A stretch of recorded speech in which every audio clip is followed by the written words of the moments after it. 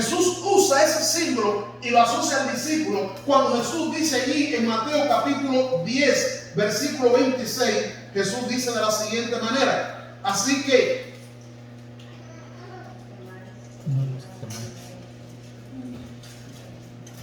perdón, me equivoqué la cita, hermano. Mateo 16, 26.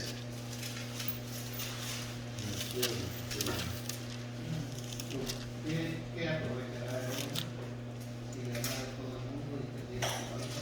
¿O qué recompensa dará el hombre por su alma? 16.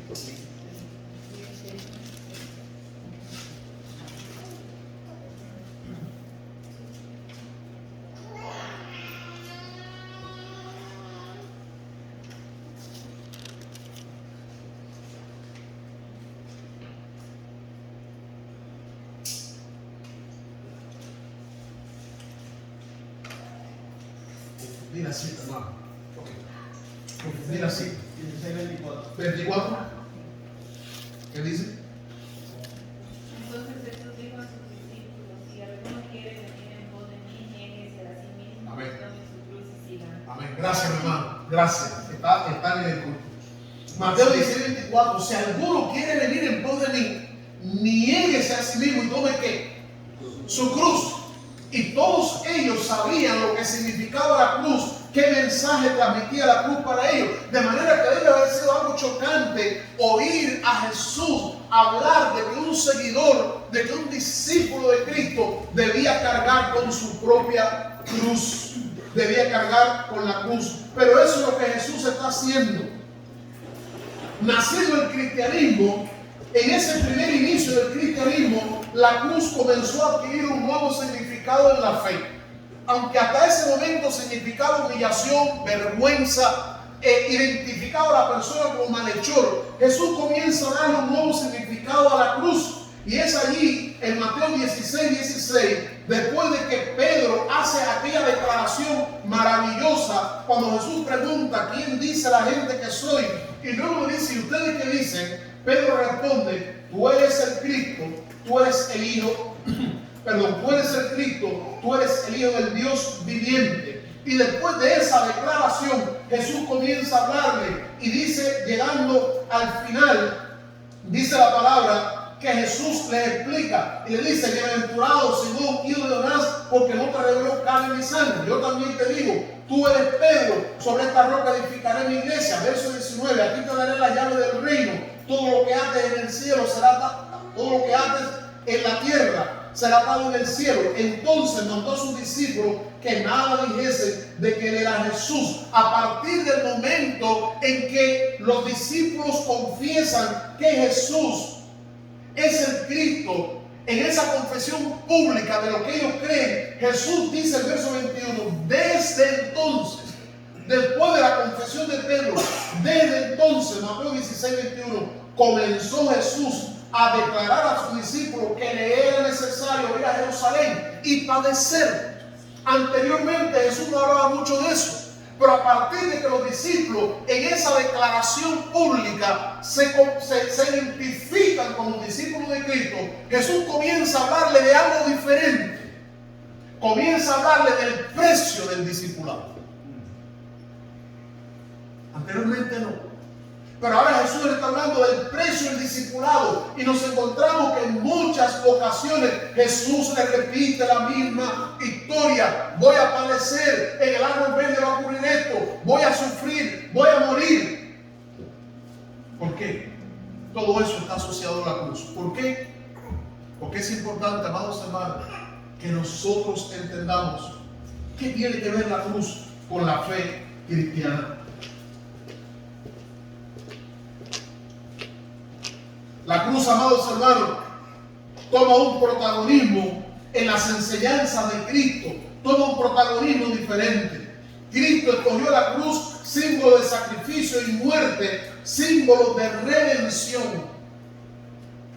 En el Evangelio, para Jesús, la cruz significa muerte, significa sacrificio y significa redención, porque eso fue lo que ocurrió en la cruz. Cristo se sacrificó por nosotros, murió por nosotros y revive nuestras almas en la cruz del Calvario. De manera que a partir del hecho Jesús. Ya los cristianos no pensamos simplemente en la cruz como ese lugar donde muere el malhechor, como ese lugar donde muere el ladrón, el sinvergüenza, sino que comenzamos a pensar en la cruz como ese lugar desde donde se pagó nuestro pecado y se logró nuestra redención. La cruz adquiere otro significado, porque la cruz también comienza a significar o a recordarnos a nosotros que no solamente es el lugar donde Cristo pagó por mí, sino la cruz me recuerda que hay un precio que yo tengo que pagar por Jesús. De manera que portar la cruz es lindo, ¿verdad? Yo recuerdo que le regalé una vez a mi hija una cadenita con una cruz pequeña. La diferencia es, usted puede usarlo en una cadena, solo que le aconsejo no use crucifijos donde aparezca una cruz con un Cristo. Si va a regalarle a alguien una cadenita con una cruz, asegúrese que no tenga un Cristo, porque Cristo no está en la cruz está vacía, la tumba está vacía, Cristo está en el cielo. Amén. Ahora, cuando nosotros miramos la cruz y cuando Jesús nos dice, lleva tu cruz cada día, tenemos que recordar que esa cruz que caracterizaba aquellos tiempos, y esa cruz que llevaba el condenado a muerte, no era una cruz pequeñita que colgamos aquí, era una cruz que pesaba hasta 90 kilos, algo muy pesado. Pero Jesús nos está diciendo que si nosotros lo seguimos a Él, carguemos nuestra cruz, que es bien pesada, pero que lo hagamos cuando cada día de nuestra vida. Pablo, amados hermanos, identifica la cruz de Cristo con el Evangelio de Cristo, cuando en el libro de Filipenses, capítulo 3, versículos 18 y 19, Filipenses 3, 18 y 19, el apóstol Pablo dice de la siguiente manera: porque por ahí andan muchos, de los cuales os dije muchas veces, y ahora lo digo llorando, que son enemigos de la cruz de Cristo. Pablo identifica la cruz de Cristo, amados hermanos, con el Evangelio de Cristo. Cuando dice esa gente son enemigos de la cruz, o sea, son enemigos del Evangelio. Pablo también identifica la cruz de Cristo con la muerte redentora, cuando allí en Efesios capítulo 2, versículo número 16, dice la Escritura así: y mediante la cruz reconciliar con Dios a ambos pueblos en un solo cuerpo. Mediante la cruz, Pablo identifica la cruz con la muerte de Jesús, identifica la cruz también con el reino de Cristo o la fe cristiana, cuando Pablo dice en el libro de Gálatas capítulo 6 versículo 12, dice el apóstol Pablo: todos los que quieren agradar en la carne, estos os obligan a que os circuncidéis, solamente para no padecer persecución por causa de la cruz de Cristo. Y a todos los que andan conforme a esta regla, paz y misericordia, dice el apóstol Pablo. Amados hermanos, para Pablo cruz no era nada negativo. Representaba el Evangelio, representaba la fe cristiana, representaba la nueva vida en Cristo. Primero los Corintios capítulo 1 versículo 18 dice así: porque la palabra de la cruz es locura a los que se pierden, pero a los que se salvan, esto es a nosotros, es poder de Dios. Amén. Pablo identifica la cruz de Cristo, amados hermanos, con el Evangelio. Para Pablo era algo muy grande, y por eso nos exhorta a no avergonzarnos de ello. Ahora, ¿qué significa?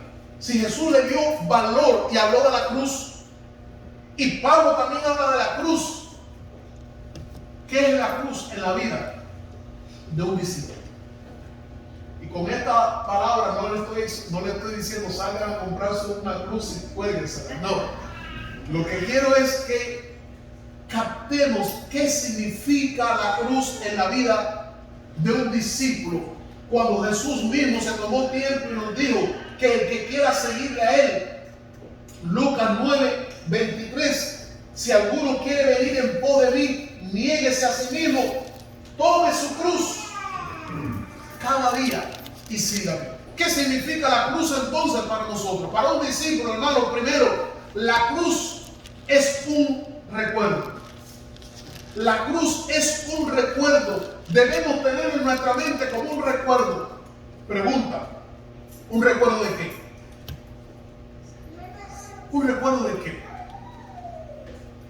Cuando a alguien en el tiempo de Jesús le hablaban de cruz, ¿saben qué venía a su mente? ¿Qué venía a su mente? Muerte. Cuando a alguien le hablaban de cruz, sabía que eso tenía que ver con muerte. Si veían construyendo una cruz, sabía que iban a matar a alguien. Si veían levantar una cruz, sabían que alguien iba a morir. Pero no solamente iba a morir de la manera más terrible. La silla eléctrica, por lo que he podido leer y ver en grabaciones, es una muerte dura pero rápida. La inyección letal es dura pero rápida. El fusilamiento es duro pero rápido. Pero la muerte por crucifixión es algo horrible. De manera que a Jesús le aguardó la peor de las muertes en aquel tiempo.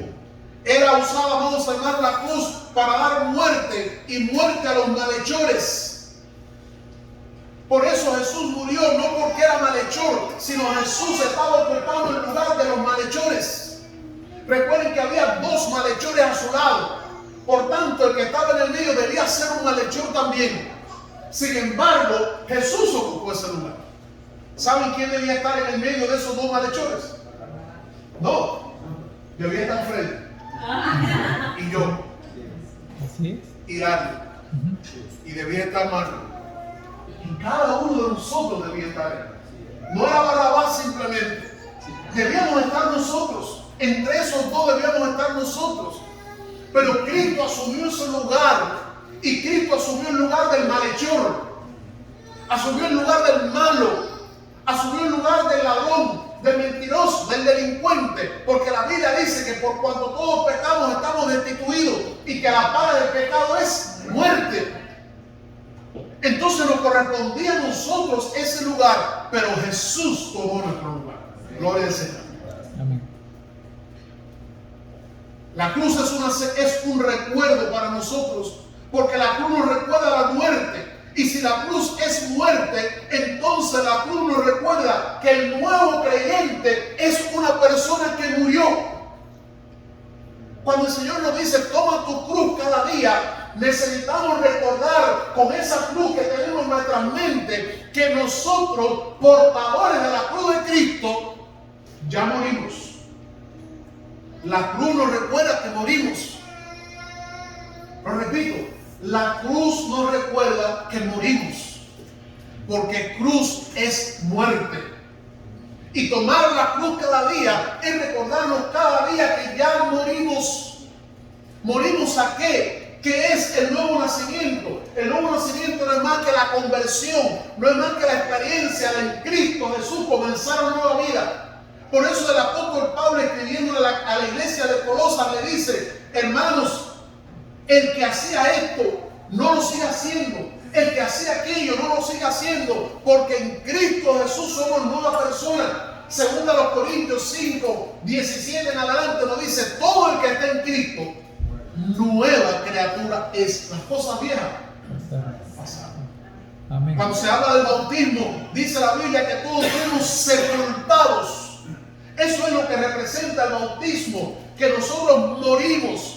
Cuando una persona es sumergida significa murió, y cuando sale significa está transmitiendo el mensaje de que está comenzando o que ha comenzado una nueva vida en Cristo Jesús. La cruz para nosotros significa que murió, que morimos.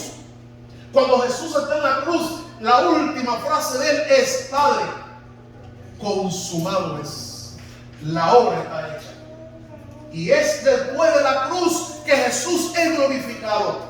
Cuando leemos Filipenses capítulo 2 dice que Él se humilló hasta lo sumo. Él se hizo obediente hasta ¿dónde? Hasta la muerte. ¿Y muerte de qué? De cruz.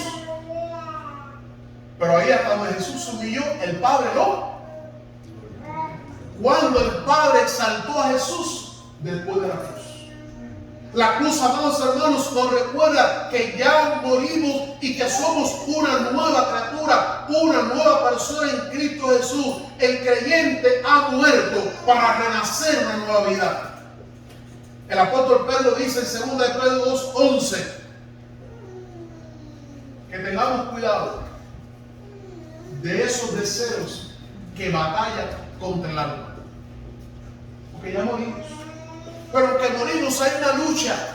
Diariamente hay una lucha en nuestra vida. La lucha contra el pecado, la lucha contra los deseos, la lucha contra el pensamiento, la lucha contra el carácter, la lucha contra el viejo hombre, la lucha contra lo que éramos, la lucha contra aquello que nos formó en la vida. Pero cuando estamos en esa lucha, no olvidemos que el viejo hombre ya murió. Que el viejo hombre ya murió. ¿Qué pasa, amados hermanos, cuando alguien viene a pedirle un dinero que usted debía, pero que alguien lo pagó? Cuando alguien viene y dice, oye, ¿cuándo me vas a devolver los $1000? ¿Qué $1000? Si tú no me lo has pagado, no. Yo no te lo he pagado. Pero ya César lo pagó por mí. Pero usted no lo ha pagado, pero César pagó por mí. Y yo no tengo que pagarlo. Ahora, yo tengo que definir si yo voy a vivir en esa lucha con esa persona, o si yo voy a cortar en la convicción de que yo no debo nada. Y en la fe cristiana es así. Vienen nuestras mentes, vienen pensamientos, vienen malos deseos, pero la palabra nos dice que luchemos contra eso y que lo hagamos morir. Porque el viejo hombre ya murió. El viejo yo ya murió. Romanos 6:12 dice, no reine pues el pecado en vuestro cuerpo mortal. ¿Y qué significa no reine? Que no domine. ¿Está diciendo el apóstol Pablo que el pecado no va a rondear nuestra mente y corazón? No. Lo que está diciendo es que no nos domine, que no nos gobierne, porque el pecado no tiene más autoridad sobre nosotros. Dice el apóstol Pablo, con Cristo estoy juntamente. Con Cristo yo morí. Aleluya. Amén. Con Cristo yo morí. Ese viejo hombre murió con Cristo y renacido con Cristo Jesús para una nueva esperanza. Cuando alguien moría en la cruz, lo exponían a la vergüenza de caminar con la cruz, con ella encima, de recordarles a esa víctima quién él era, recordarles que iba a morir. Y ya después que esa persona moría, terminó. Cristo Jesús caminó con esa cruz de vergüenza que yo debía caminar. Jesús caminó. Con esa cruz que yo debía ser exhibido por todo el barrio para vergüenza mía, Jesús la tomó y la llevó él. Pero cuando él murió, nosotros morimos por él. Cuando él murió, nuestra vieja vida también murió. Por tanto, siempre que nosotros recordemos a Jesús diciendo, toma tu cruz, Jesús nos está diciendo, tú moriste, recuerda que tú moriste, recuerda que tú moriste, recuerda que tu viejo hombre murió, recuerda que ya no debes seguir lo mismo porque tú moriste. Ese hombre iracundo, ese hombre de vicios, ese hombre de carácter desordenado, ese ser humano que era gobernado por el pecado y por la maldad, Dios nos está diciendo, morimos. Cada día de nuestra vida murió ese hombre. Y murió no significa que ya va a venir un pensamiento a tu mente, significa que no va a dominar nuestras vidas porque estamos en Cristo Jesús. La cruz nos recuerda quiénes éramos y nos recuerda que morimos. Ese yo murió. Y somos una nueva criatura y una nueva persona en Cristo Jesús. El discípulo, amados hermanos, necesita tomar su cruz cada día. Y cada día recordar que morimos al viejo hombre. En segundo lugar, la cruz de Cristo nos recuerda el compromiso. No solamente la cruz de Cristo es un recuerdo, la cruz de Cristo es un compromiso. Cuando la Biblia dice toma su cruz cada día, nos está hablando de compromiso.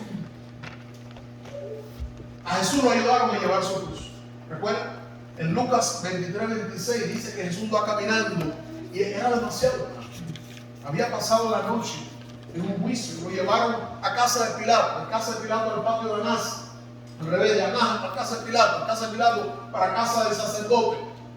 Lo azotaron, lo golpearon y al final le colocaron la cruz encima.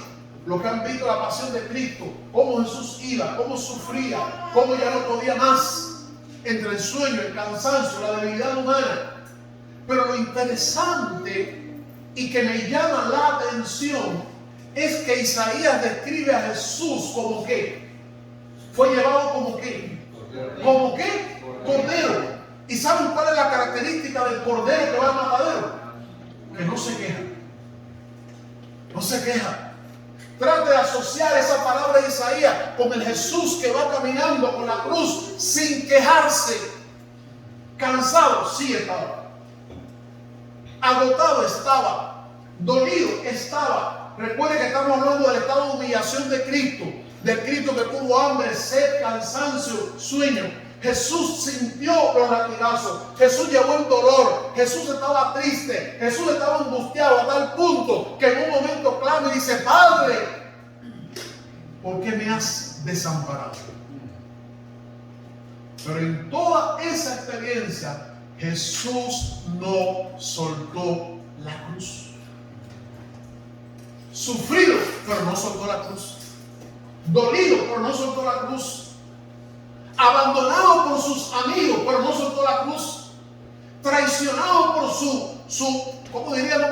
Su pana, su socio fuerte, su discípulo que estaba con él en el círculo íntimo. Traicionado, pero aún Jesús, aleluya, no soltó la cruz. No renunció a la cruz. Y Él nos dice a nosotros, discípulos: si alguno quiere venir en pos de mí, niéguese a sí mismo, tome su cruz. Y aquí quiero destacar varias cosas. Primera, niéguese a sí mismo. ¿Qué significa negarse a sí mismo? Negarse a sí mismo, hermanos hermanos, tiene que ver con la abnegación. Tiene que ver con la abnegación. Abnegación es renuncia voluntaria a los propios deseos e intereses en beneficio de otra cosa. Un hombre abnegado es uno que renuncia a sus beneficios, que renuncia a sus derechos, que renuncia a sus placeres, que renuncia a sus deseos, y lo hace no simplemente por renunciar, lo hace en pro, en beneficio de otra cosa. Y cuando la Biblia dice niégate a ti mismo, está diciendo renuncia. Debemos ser dominados por un espíritu así. Hay deseos que nosotros tenemos a los que renunciamos en beneficio de otra cosa mejor. Y esa es la fe cristiana. Es el descubrimiento de que hay algo mucho mejor. Hay algo mucho mejor. Hay algo mucho mejor. Eso le faltó a Eva y le faltó a Adán cuando disfrutaron de un placer y perdieron un beneficio mucho mejor. Cuando leo el libro de Hebreos capítulo 11, ese libro de los grandes signos de la fe, hay una porción donde está hablando de Moisés y dice que Moisés renunció a ser llamado hijo de la hija de Faraón, y Moisés renunció a gozar de los deleites temporales del pecado, prefiriendo ser maltratado con el pueblo de Dios. Prefirió eso. Es abnegación. Y luego cuando usted termina el capítulo 11, al final dice: todos estos murieron conforme a la fe, sin recibir lo prometido, proveyendo Dios algo mejor. Aleluya. Dios siempre tiene una provisión mejor para aquel que aprende a negarse a sí mismo en pro de lo mismo. Dios siempre tiene algo mejor. Dios no falla. El presente es un tiempo entre paréntesis. El presente tiene puntos suspensivos. Los puntos suspensivos en la redacción significan la idea no está terminada. Y el presente está lleno de puntos suspensivos porque el presente no ha terminado. Dios ha provisto algo mejor. Amén. Ese es el Dios en el cual nosotros creemos. Y la Biblia dice: primero, niéguese a sí mismo. O sea, hay deseos que tú y yo vamos a tener. Hay deseos que tú y yo tenemos. ¿Sí o no? Nunca has sentido el deseo. Voy a hablar en español ahora. Voy a dejar de hablar en hebreo o en griego para hablar en español. ¿Nunca ha sentido el deseo de alguien que le ofendió de usted levantar la mano y dejársela caer en el rostro? ¿Nunca ha sentido el deseo de decirle 4 palabras que una persona se merece? ¿Nunca ha sentido deseo en un momento de tristeza o depresión, en un momento de soledad? ¿Nunca ha sentido deseo de entrar a un bar y tomarse una botella de tequila y emborracharse? ¿Nunca ha sentido deseo de hacer algo malo? ¿Nunca ha sentido el deseo del adulterio? ¿Nunca ha sentido? Hermanos, esos deseos batallan contra nosotros. Pero dice el Señor, niéguese a sí mismo. Significa esos deseos que existen, que vienen a nuestra vida, pero que sabemos que son deseos llenos de pecado. Dice la palabra, niégate su deseo. Yo recuerdo cuando yo era soltero, que imagínense lo que es un hombre soltero, hermano. Trata de imaginarse la casa de un hombre soltero. Esposa, imagínense a su marido en la casa. Usted un mes visitando a su familia y su marido en la casa. Cuando usted regresa para la casa, usted viene atormentado. Dice, ¿qué me voy a encontrar? ¿Qué me voy a encontrar? Y yo vivía así, hermano, y recuerdo que a veces hacía almuerzo rápido y aquello era, pero de vez en vez yo me sentaba y decía, no, voy a darme un gusto hoy. Y yo preparaba una comida y servía la mesa con todos los cubiertos, como aquello un lujo, como un restaurante. Decía, hoy quiero darme el gusto. Al otro día volvía lo mismo, pero hoy me daba el gusto.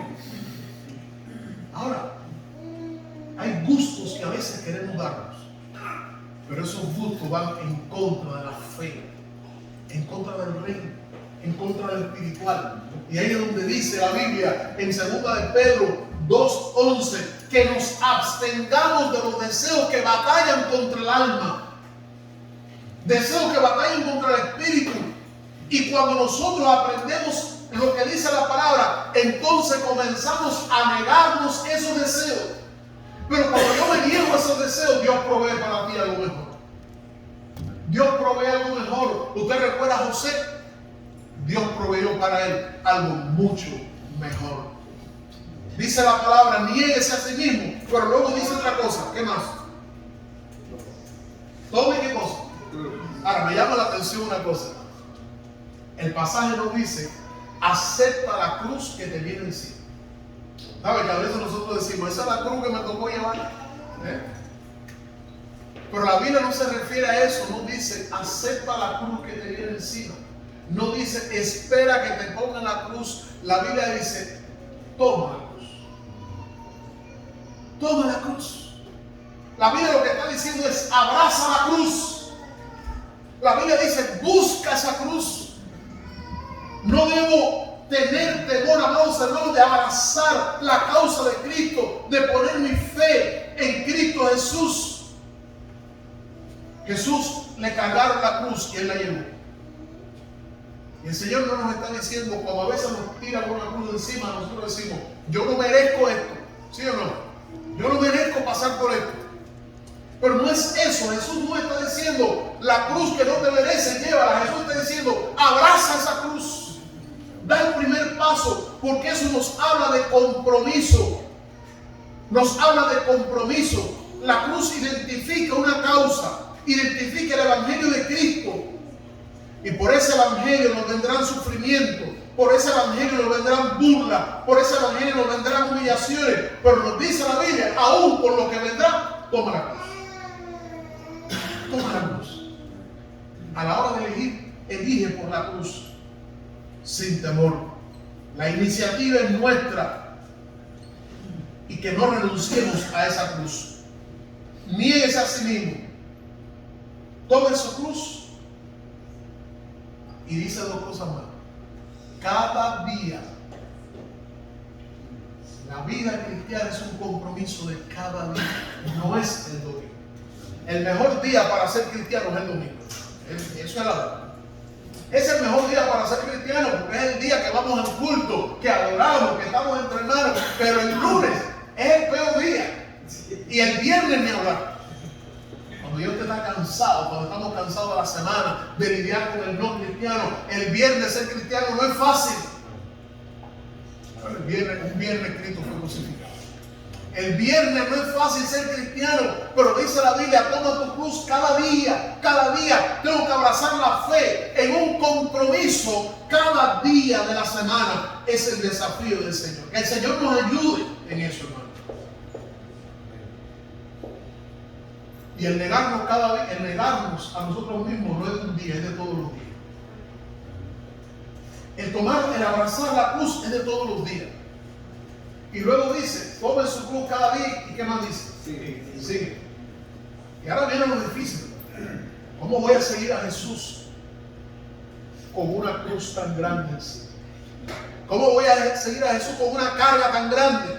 ¿Cómo voy a seguir a Jesús con tantas batallas encima? ¿Cómo voy a seguir a Jesús entre tantas burlas y críticas y humillaciones? Dice la palabra, venid a mí todos los que están trabajados, Encargados. que yo os haré Descansar. llevad mi yugo sobre vosotros. Es difícil, amados hermanos, seguir a Jesús sin cargas. Mucho más difícil es seguir a Jesús cuando tenemos la cruz encima. Es muy difícil seguir a Jesús cuando estamos abrazados de una causa, cuando estamos comprometidos con algo y nos damos cuenta que hay luchas, que hay burlas, que es difícil, pero eso es parte del proceso. El himno preferido de mi madre, ¿saben cuál era?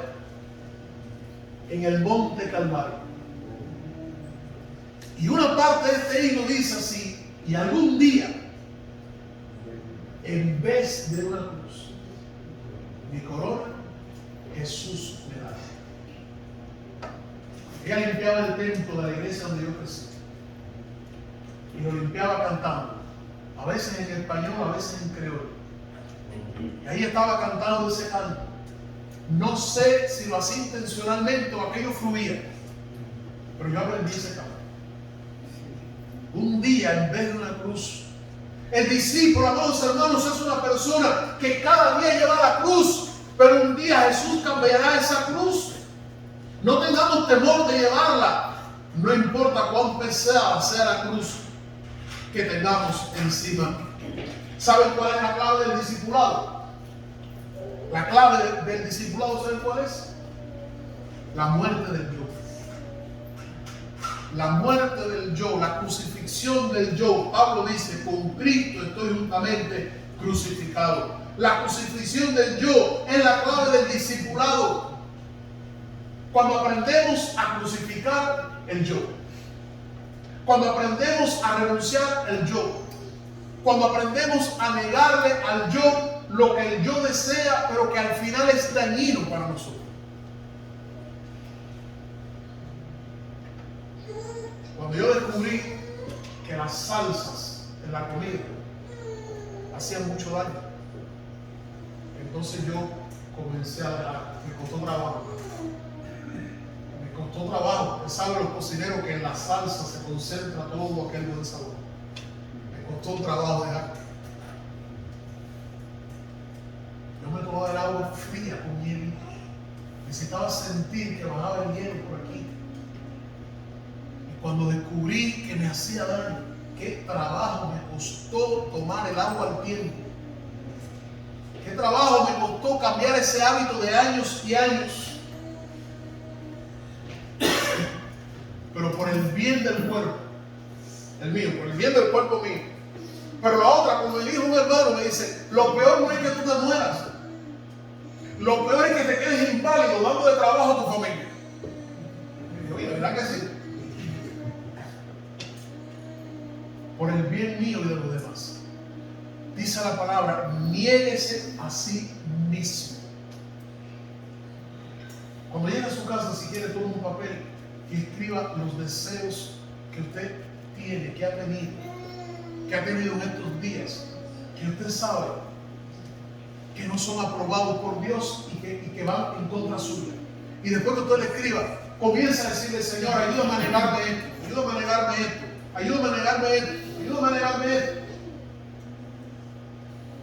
¿Por qué a veces Dios dice no? Porque hay cosas buenas que le pedimos a Dios que vemos que son buenas y Dios dice no y no nos la da, y ayunamos y ayunamos y ayunamos y Dios no me la da. ¿Saben por qué? Porque una de las cosas que Dios quiere que aprendamos en la vida, que hay veces que tenemos que aprender a decir no. Y hay momentos en que tenemos que negarnos cosas que parecen buenas, pero al final no lo son. El discípulo, necesitamos aprender a decir no. Y parte de la clave del discipulado es la muerte del yo. Allí en el libro de Romanos, capítulo 8, versículo 18, dice la palabra del Señor así. Romanos 8, 18. Tengo por cierto que las aflicciones del tiempo presente no son comparables con la gloria venidera. Sí, hermano. En el presente hay aflicciones. Y en el presente, por negarnos a nosotros mismos, tendremos aflicciones. Pero hay una gloria que vendrá para nosotros. En Juan capítulo 3, versículo 30, hay una frase de Juan el Bautista que me gusta. Lo tengo subrayado en la Biblia y si usted quiere subrayarlo en la suya también. Juan 3:30 dice así. Usted recuerda que Juan era un gran siervo de Dios. Fue el precursor de Cristo. Cuando Juan 3:30, cuando Juan comenzó su ministerio, Jesús todavía no ministraba. Juan le llevaba unos meses a Jesús. Y dice la Biblia que Juan bautizaba. Juan tenía fama. Juan tenía discípulos. Estando incluso Juan en la casa, sus discípulos fueron a verlo. Juan, algunos vinieron y le dijeron, oye, el que estaba del otro lado bautiza más que tú. Juan tenía fama, tenía prestigio, tenía la aprobación de Dios. Incluso, dice la Biblia, que de los nacidos de mujer nadie es más grande que quién. Que Juan. Que hombre de Dios. Pero la función de Juan era preparar el camino de Jesús. Y cuando Jesús llega, Juan se levanta y dice, he aquí el Cordero de Dios que quita el pecado del mundo. Yo no soy, es Él. Y de pronto Jesús comienza a crecer en fama. Pero cuando Jesús está creciendo en fama, ya Juan tiene fama. Cuando Jesús comienza a ser conocido, ya Juan lo conoce. Pero hay un momento en que Juan, cuando sabe que ya Jesús comienza su ministerio, Juan dice algo interesante. Escuchen esto. Verso 29 de Juan 3. El que tiene la esposa es el esposo. ¿Sabe lo que quiere decir Juan? Yo no soy el esposo. Dice Juan, mas el amigo del esposo que está a su lado, ese soy yo, ese es Juan. Y lo oye, ¿qué hace? Se goza grandemente de la voz del esposo. Yo me gozo de Cristo, dice Juan. Así pues, mi gozo, ¿está qué? Dice Juan, yo estoy cumplido, ya estoy, porque he hecho lo que tenía que hacer. Y ahora mire lo que dice el verso 3. Es necesario que Él crezca, pero que yo, subrayo en su Biblia, pero que yo mengüe. Es necesario que Cristo crezca, pero yo tengo que menguar. Y yo tengo que menguar significa, yo tengo que bajar. No es que Dios te va a dar un empujón, es que yo tengo que decidir bajar. Bueno, hay veces en que si no bajamos, Dios nos baja.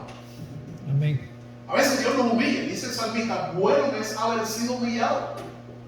A veces Dios lo hace, pero el Señor nos está diciendo aquí, cuando nos dice, niéguese a ti mismo, lo que nos está diciendo es, tenemos que menguar.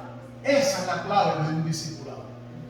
Aprender a crucificar el yo y a menguar. Y dice Jesús, niegues a sí mismo, tome su cruz cada día. Pero al final dice, sígueme. Sígueme. Hay momentos en que has perdido la fuerza y no quisieras seguir siguiéndote. Hay momentos en que nos hemos sentido cansados.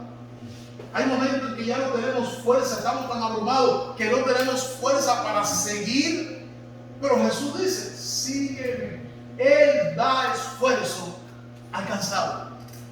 Él multiplica la fuerza del que no tiene ninguna. Los jóvenes flaquean y se cansan. Los muchachos se fatigan y caen. Pero los que esperan en Jehová tendrán nuevas fuerzas. Amén. Levantarán alas como las águilas, correrán, caminarán. Hacia la tierra.